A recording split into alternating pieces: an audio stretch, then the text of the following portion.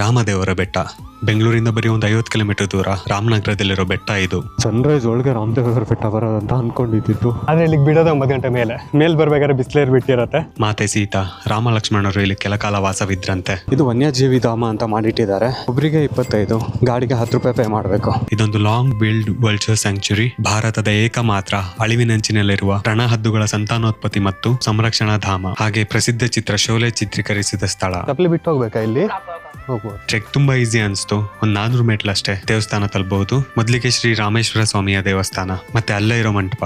ಇಲ್ಲಿಂದ ಸಿಗೋ ವ್ಯೂ ಮಾತ್ರ ತುಂಬಾ ಚೆನ್ನಾಗ್ ಅನ್ಸತ್ತೆ. ಮೈಸೂರು ಬೆಂಗಳೂರು ಹೈವೇ ಅದು, ಇಡೀ ರಾಮನಗರ ಕಾಣತ್ತಿಲ್ಲಿಂದ. ಹಾಗೆ ಎದುರಿಗೆ ಸಪ್ತ ಋಷಿಗಳ ಸುಂದರವಾದ ಬೆಟ್ಟ. ಅಲ್ಲಿಂದ ಸ್ವಲ್ಪ ಮುಂದೆ ಶ್ರೀ ಪಟ್ಟಾಭಿರಾಮ ದೇವಸ್ಥಾನ ಮತ್ತು ರಾಮತೀರ್ಥ ಇದೆ. ಇಲ್ಲಿರುವ ವಿಗ್ರಹ ಸುಗ್ರೀವನಿಂದ ಪ್ರತಿಷ್ಠಾಪಿಸಲ್ಪಟ್ಟಿದೆ ಅಂತೆ. ಇನ್ನೊಂದು 1/4 ಗಂಟೆ ದಾರಿ ಅಂತೆ ವ್ಯೂ ಪಾಯಿಂಟಿಗೆ ಹೋಗಕ್ಕೆ.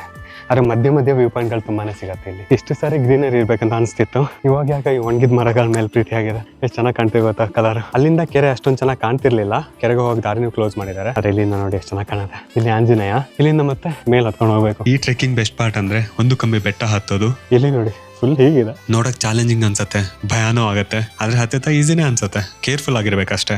ಈ ಮೆಟ್ಲ ಸಕಲಾಗಿದೆ.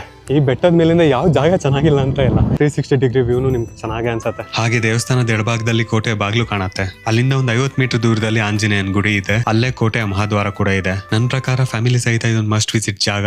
ಮತ್ತೆ ಸಿಗ್ತೀನಿ, ಬಾಯ್. ಪ್ಲಾಸ್ಟಿಕ್ ಯೂಸ್ ಮಾಡಬೇಡಿ.